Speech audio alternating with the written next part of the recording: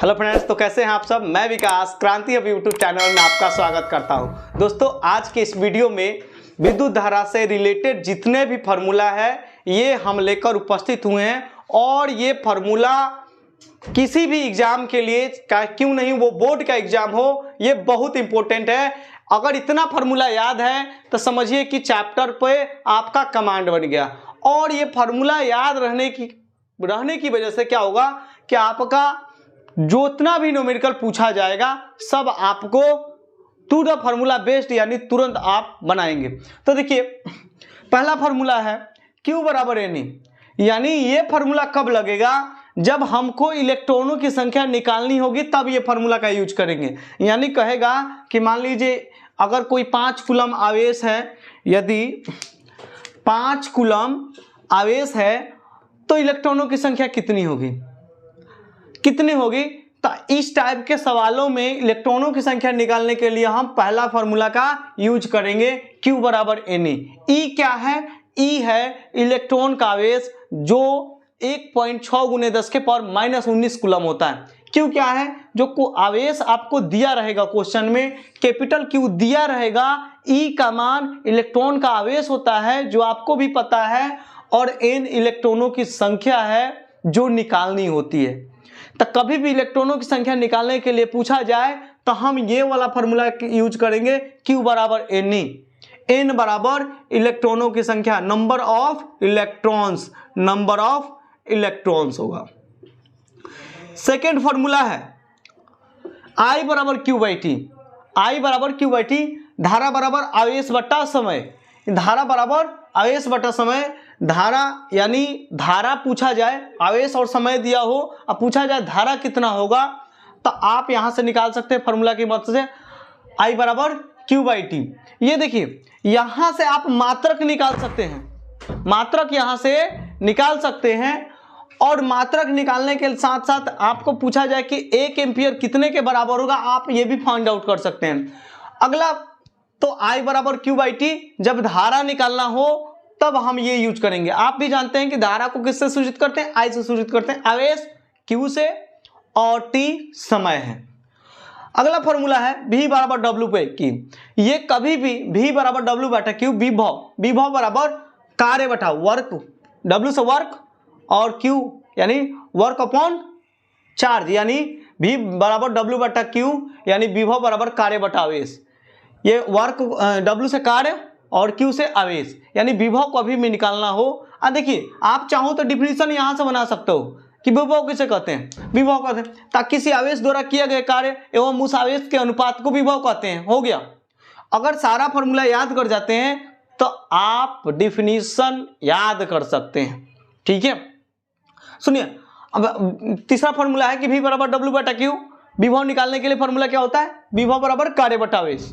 देखिए, आपको दो ही चीज एग्जाम में दिया रहेगा या किसी भी न्यूमेरिकल में दिया रहेगा जो आपको तीसरा फाइंड आउट करना है। तो मान लीजिए 2 चीज मिल जाएगा, तीसरा निकालना है तो क्या दिक्कत है, निकल जाएगा आराम से। फॉर्मूला याद होना चाहिए।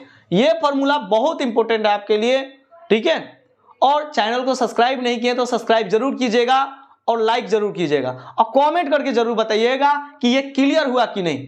ठीक है, चलिए, ये अगला फॉर्मूला है R बराबर V/I, यानी ये ओम का नियम है। ये आप पढ़े होंगे V बराबर IR, V बराबर IR, ये ओम का नियम है।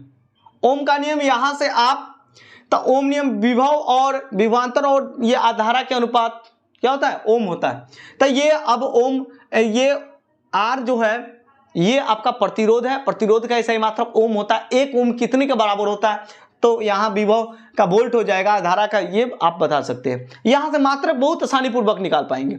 अगला सवाल है, अगला फॉर्मूला है R बराबर ρL/A, यानी ये भी ओम का नियम है, ये भी ओम का नियम, दोनों ओम का नियम है। लेकिन ये देखिएगा, ये ओम का नियम कब लागू होता है, किसी चालक पर लागू होता है। जब किसी चालक की लंबाई L दी गई हो, यानी मान लीजिए कोई तार दिया हो, ध्यान देना, कोई तार इतना बड़ा दे दे, इसका लंबाई हम बोल दे कि इतना L दिया है, और कुछ कहा जाए कि इसका अनुप्रस्थ काट का क्षेत्रफल होता है, ये अनुप्रस्थ काट का क्षेत्रफल ये इतना दे दिया है, तो हम क्या निकाल देंगे, प्रतिरोध निकाल लेंगे। यहीं से प्रतिरोधकता का मात्रक निकाल सकते हैं। प्रतिरोधकता का कैसे निकलेंगे, ये करेंगे R × A/L। निकल जाएगा। तो यहां से आप मात्रक भी निकाल सकते हैं। अगला है शक्ति। देखिए शक्ति का बहुत इंपॉर्टेंट फार्मूला है। शक्ति के लिए 4 गो फार्मूला होता है, 4 फार्मूला होता है शक्ति के लिए। आपको डायरेक्ट ऑप्शन में दे दिए जाते हैं निम्न में से कौन सा शक्ति का फार्मूला नहीं है, शक्ति का सूत्र नहीं है, या निम्न में से कौन सा शक्ति का सूत्र है। तो आपको इस टाइप से सवाल मिलेगा। तब देखिए शक्ति कैसे डिफिनीशन भी बोल सकते हैं। विभव और धारा के विभवांतर और धारा के गुणनफल को शक्ति कहा जाता है। ठीक है, तो आप डिफिनीशन बोल सकते हैं, फार्मूला याद है डिफिनीशन बोल सकते हैं। तब P बराबर V इंटू आई, शक्ति बराबर विभवांतर गुणे धारा। दूसरा फार्मूला है शक्ति का, P से होता है शक्ति, P से पावर, P से पावर होता है शक्ति, V से होता है वोल्टेज, R से होता है रेजिस्टेंस प्रतिरोध, और Q होता है चार्ज, और आपका T होता है टाइम, V होता है वोल्टेज होता ही है। अब सुनिए P बराबर V स्क्वायर बाई आर, ये भी शक्ति का फॉर्मूला है। शक्ति का एक ये फॉर्मूला, एक ये फॉर्मूला, P बराबर V इंटू आई, P बराबर V स्क्वायर बाई आर। तीसरा शक्ति का फॉर्मूला P बराबर I स्क्वायर आर, यानी धारा के वर्ग इंटू प्रतिरोध के गुणनफल को शक्ति कहते हैं। P बराबर W बाई टी, शक्ति बराबर कार्य बटा समय। अगला फॉर्मूला है, जब देखो सबसे ज्यादा ये 5 नंबर का सवाल आता है बोर्ड एग्जामों में, ये ठीक है, इंटर में आता है ये 3 नंबर का पूछा जाएगा, और ये 10th में 5 नंबर का पूछा जाएगा। ठीक है, अब ध्यान दीजिएगा, ये उष्मा हीट का formula I square R T, यानी ये पूछा जाएगा कि सितार में प्रतिरोध इतना है, टाइम इतना दे दिया गया है, तो उसमें से निकलने वाला, उस तार से हीट निकलने वाला हीट कितना होगा। तो ये 5 नंबर का सवाल आता है, जो आपको धारा दिया रहेगा, प्रतिरोध दिया रहेगा और समय दिया रहेगा। समय हमेशा सेकंड में लेना है, समय हमेशा सेकंड में लेना है।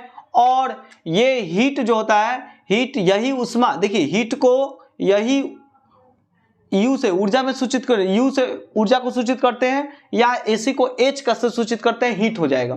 ठीक है, तो ये दो U बराबर I square T, I square R T, या H बराबर I स्क्वायर आर टी। अब ध्यान दीजिएगा, यही ये यहाँ से 3 टाइप से ऑब्जेक्टिव बन सकते हैं, ऑब्जेक्टिव। ठीक है, यहाँ से दे देगा जो हीट होता है वो प्रतिरोध के वर्ग के समानुपाती होता है, जो हीट होता है हीट होता है धारा के वर्ग के समानुपाती। दूसरा सवाल पूछेगा हीट जो होता है प्रतिरोध के समानुपाती होता है, और हीट टाइम के समानुपाती होता है। प्रतिरोधों का श्रेणी क्रम पर देखिए, जोड़ने का, प्रतिरोध को जोड़ने के लिए 2 तरीका है, एक श्रेणी क्रम और दूसरा समानांतर क्रम, यानी श्रेणी क्रम समूहन और समानांतर क्रम समूहन, श्रेणी क्रम संयोजन और समानांतर क्रम संयोजन, दोनों एक ही है।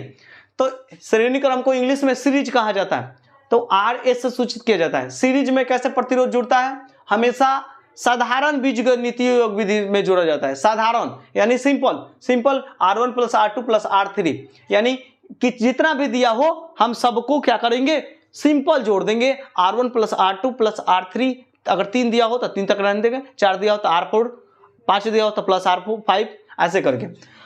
अब देखिए इसमें पूछा जाता है कि कौन सी राशि समान रहती है, तो इसे प्रतिरोधों का श्रेणी क्रम समूहन में हमेशा जो समान रहेगी, ये आपका विद्युत धारा समान रहेगी, विद्युत धारा इसमें समान रहती है। ठीक है, अगला है प्रतिरोधों का समानांतर क्रम समूहन। प्रतिरोधों का समानांतर क्रम संयोजन में क्या होता है कि व्युत्क्रम में जोड़ते हैं, जितने भी प्रतिरोध दिए रहेंगे सबको व्युत्क्रम में जोड़ा जाएगा। आप हमारा जो रिजल्टेंट निकलता है ना, बाद में चल के पलट दिया जाता है, बाद में पलट दिया जाता है, नहीं तो आंसर गलत हो जाता है। बच्चे क्या करते हैं, बच्चे 1/RP है, यहाँ पे RP है, और जो हमारा मान 1/मान लीजिए 24 आ गया, तो क्या करें, ये 1/24 पर ही मार देते हैं। तो ऐसे नहीं, ये दोनों को पलट देना है, RP बराबर 24, ऐसे आंसर निकालना होगा आपको।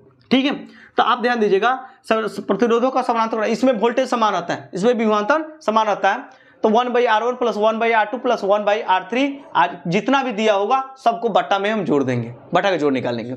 ठीक है, 1 किलोवाट घंटा, 1 किलोवाट घंटा बराबर क्या होता है, 1 kWh, यानी 1 किलोवाट घंटा को ही 1 यूनिट कहा जाता है। ठीक है, ये होता है शॉर्ट, इसका ये होता है kWh, ये होता है 3.6 × 10 के पावर 6 जूल होता है। 1 यूनिट किलोवाट घंटा को यूनिट कहा जाता है, 1 यूनिट बराबर कितना होता है, तो 1 किलोवाट घंटा होता है। 1 किलोवाट घंटा को क्या कहते हैं, तो 1 यूनिट कहते हैं। 1 यूनिट को और क्या कहते हैं, तो 1 वोल्ट कहते हैं।